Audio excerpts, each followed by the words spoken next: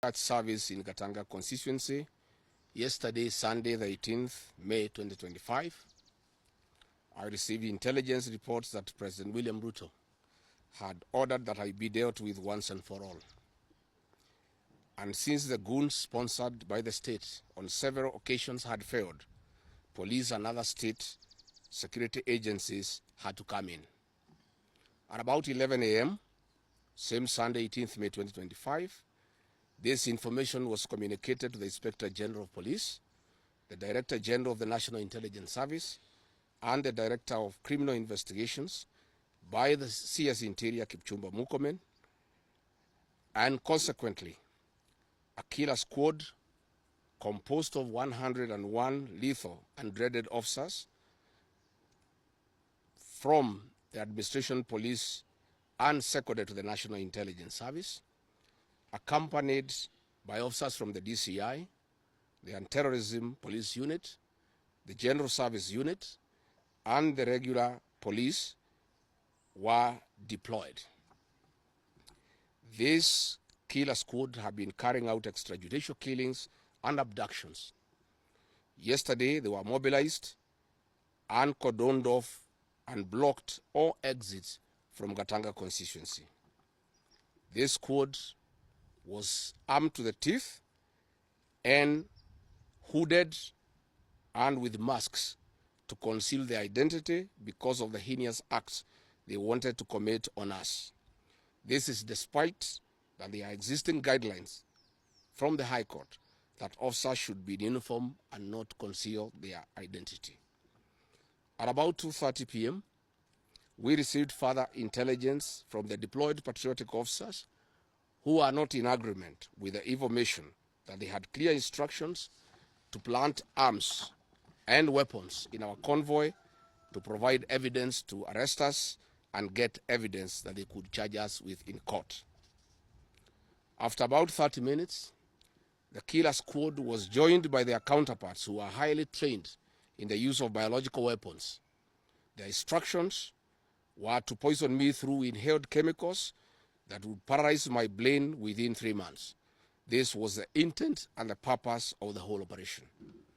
My team and I sought alternative routes as guided by the deployed security personnel, majority of whom are our supporters and opposed to what is going on. We have credible information that President Ruto has directed that my private security personnel be disarmed and be targeted for withdrawal of their licenses so that they can leave me vulnerable to allow room for goons to attack and possibly eliminate me.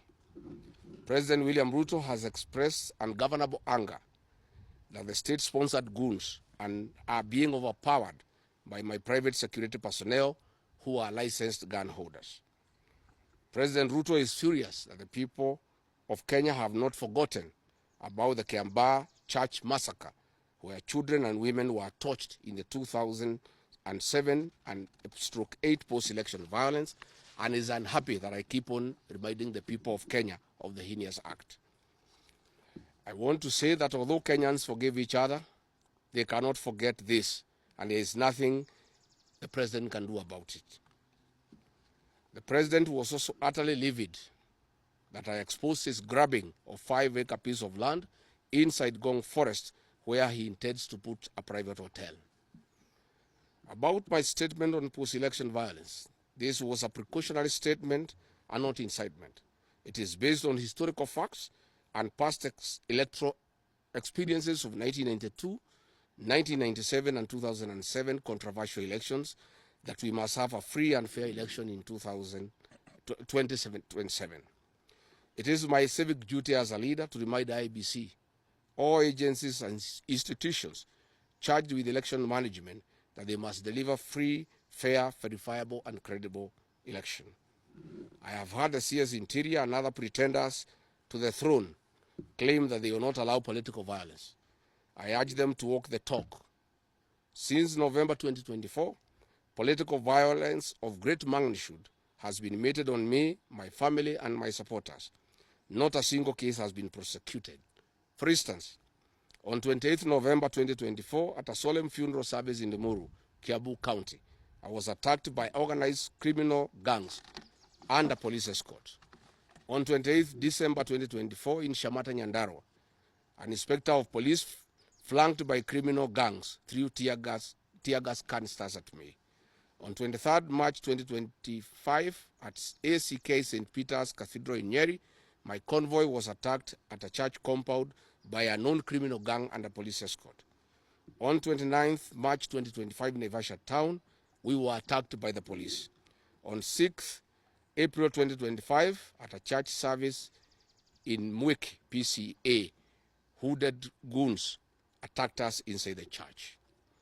We dismiss with contempt the loose talk by CS Interior that during the DCP party unveiling, where goons dared to cause chaos were fighting for handouts from us. These were state-sponsored, but fortunately, they were overpowered by security personnel and supporters. The CS has given instructions that instead of arresting the said goons, they disarm my security personnel to give goons free access to me and my supporters in future occasions.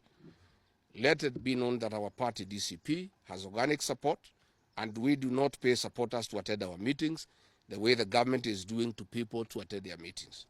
Finally, let me assure the planners of this violence that you will not stop the cause of the people of Kenya. The one-term movement and the DCP party popularity will not be stopped and will not be slowed down. The cause to liberate Kenya is not about Gachagua. All the leaders with me. Wasting time and resources to stop me is a zero-sum game. The people of the Republic of Kenya have said that lies must stop, roads must be built, corruption must stop, abductions and extrajudicial killings must stop, education and health systems must work. They are some of the things that are making the people of Kenya restless. We are putting our supporters on high alert that they have the right to express their frustrations if injustice is meted on us. My supporters and I will not be cowed or intimidated by the use of the criminal justice system to manage politics. The drama of waylaying us on roads should be stopped.